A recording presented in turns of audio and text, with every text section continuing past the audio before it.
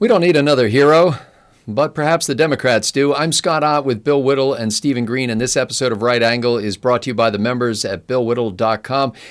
Gentlemen, there was a column that caught my attention in the New York Times under the headline, "The activist left doesn't want a hero, but does it need one? But does it need one?" And the columnist was basically making the case that the progressives are so all over the place and disorganized and treasure that aspect of their movements, their various movements, and rebel against the notion that they should anoint somebody as their spokesperson or their leader. They give an example of when Congressman John Lewis went to speak at Atlanta years ago you remember Occupy Wall Street?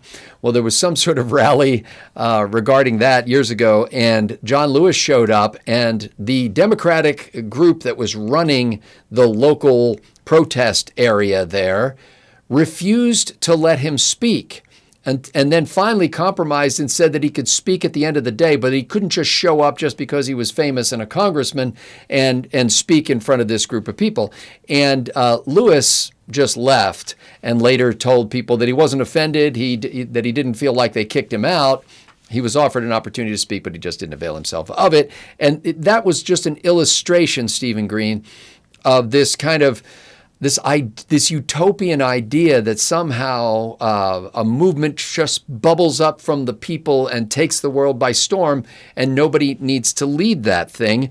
But it made me think on a broader basis about how things have gone in recent years and how infrequently we have strong leaders behind solid ideas who are really seen as advancing the movement. I mean, in the civil rights movement, there were several clear people who were, the figureheads, who were making the important statements, who were going to the places, making the speeches. And yet, I wondered if there's a difference between the left and the right when it comes to this. Steve, does the left really thrive in that so-called democratic, decentralized way of operating, but the right needs to have somebody, for example, like a Donald Trump or a Ronald Reagan, to be out there as the figurehead for the movement? Well, I'm not sure where you've drawn the line here is necessarily in the right place. You mentioned the civil rights movement, the 1950s and 60s, and you can't say the phrase civil rights movement without picturing Dr. Martin Luther King Jr. In Washington, D.C., delivering his "I Have a Dream" speech. They're inseparable. The man in the movement. I'm not denigrating anybody else's contributions. Sure.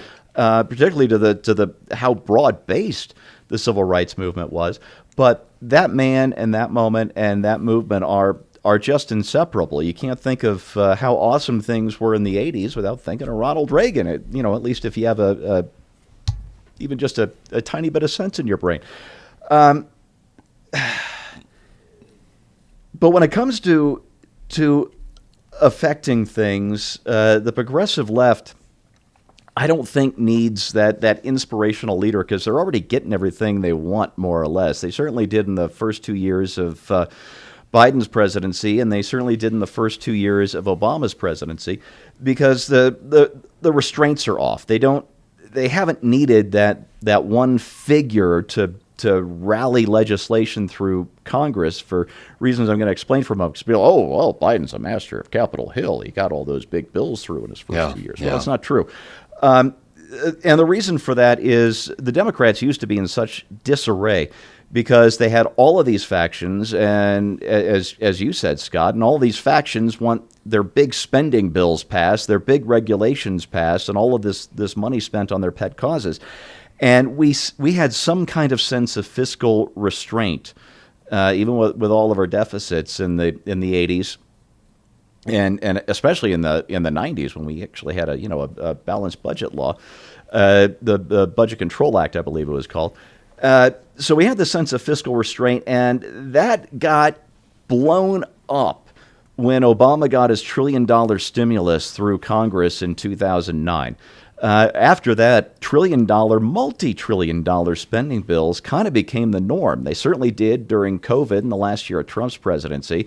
And it became almost a conveyor belt, an assembly line of multi-trillion-dollar bills during Biden's first 2 years in office, because without that sense of fiscal restraint, without that sense of responsibility, the Democrats, the progressive left, no longer had to do any horse trading among themselves. They no longer had to prioritize. They didn't have to have a functioning coalition in that sense. They just had to lard up enough trillions of dollars to buy enough votes to get the legislation passed. And this is a situation we're going to be paying for a very long time. We're sitting on 35 trillion of those problems right now. Bill Whittle, of course, there's always a risk of having somebody who's a leader because they're humans and they can make mistakes or they can do something stupid, and the whole thing can backfire, especially if you've hung all your hopes and dreams on an individual who turns out to be just unbelievably human. But it made me wonder. It's like, can you really have a movement without a prime mover, so to speak?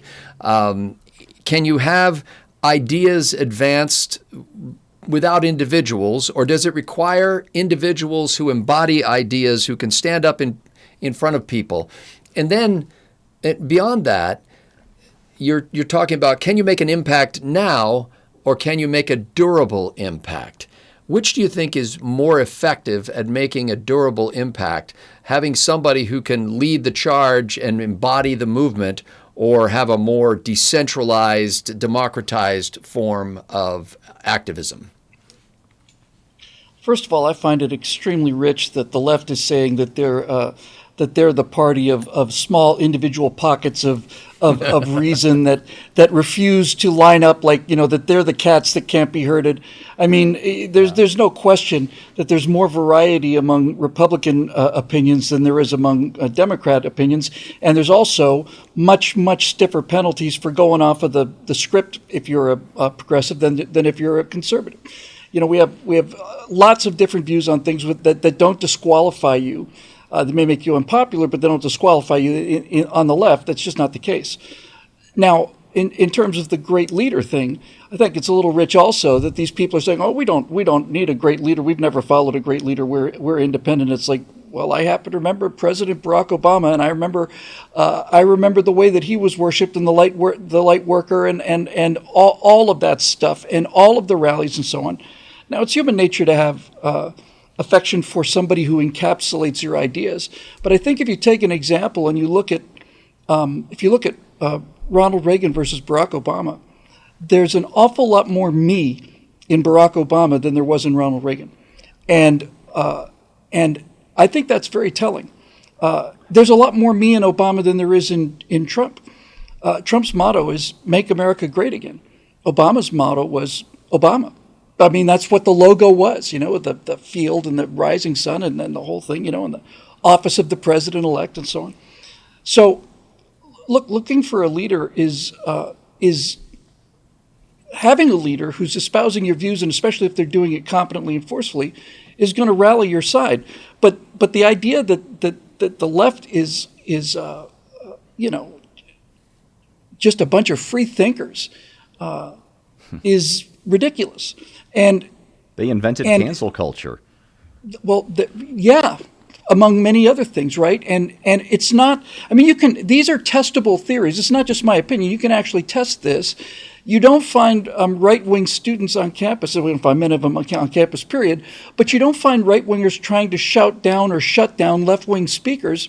But left-wing speakers are constantly trying their very best to shut down or shout down opinions that they don't agree with. So I found, Scott, that in many discussions, and especially a lot of live events, that the only labels that made any sense to me that were consistent over time is Republican, liberal, conservative. I'm a conservative. I'm trying to conserve liberal principles, classical liberal, on and on and on. The only two labels that made sense to me were collectivists and individualists. And for the left to claim that they're the individualists is just plain ridiculous. And all of their policies reflect the fact that they are, in fact, the collectivists. I read another story today that Starbucks, the coffee chain, has lost another CEO. A CEO is stepping down to be replaced by somebody they're bringing in from another company.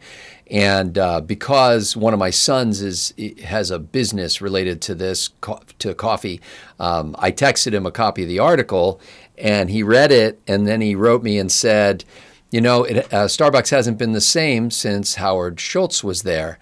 And I said, yeah, it's interesting because Howard Schultz was a brilliant entrepreneur, hardworking guy by all accounts, and somebody who was a great founder. However, the real test of somebody like that is, can you create an enduring institution that continues beyond you because you have solid values and processes and just the general spirit of the place that can carry on through others even after the founder is gone. And that test, thus far anyway, I think Schultz has failed, no matter what his accomplishments of setting up this amazing business that took the world by storm in that niche. It was years ago, I moved out of a small town where I had been part of a project to save a local historical landmark. And we were successful, and we were in the process of renovating that thing. And I went to my pastor and was talking to him. He's also my best friend at the time. And I said, I'm a little concerned because I'm leaving this organization relatively early in the process. I started this organization. I'm the chairman of the board of this organization. I was involved in all of the aspects of it. And his comment to me was, because I was, moving out of the state, he said, look, if you've built an organization that has a good reason for being and you've brought good people into it, then it should endure and those ideas will go on. If you haven't, it will fail and there's nothing you can do about it. It would have failed if you had stayed.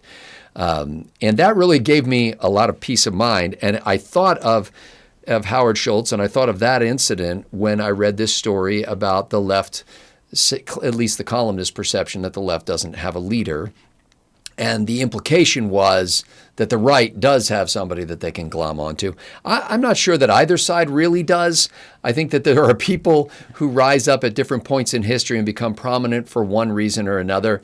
I could never think of Donald Trump as like a standard bearer for the conservative movement in the way that I thought of Ronald Reagan.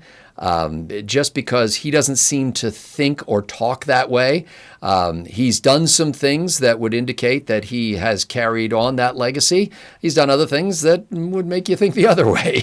But I have mixed feelings. I wish there were somebody, standing at the front of the parade waving the banner. On the other hand, if you've got strong convictions and you believe in something and you can get together with other people to advance those ideas, you don't need somebody standing at the front of the parade waving the banner. In fact, most times the guy at the front of the parade saw the parade happening and he grabbed a banner and he ran out there and got in front of it. But it was the people who made the parade. For Bill Whittle and Stephen Green, I'm Scott Ott. Thanks to the members at BillWhittle.com for making Right Angle possible.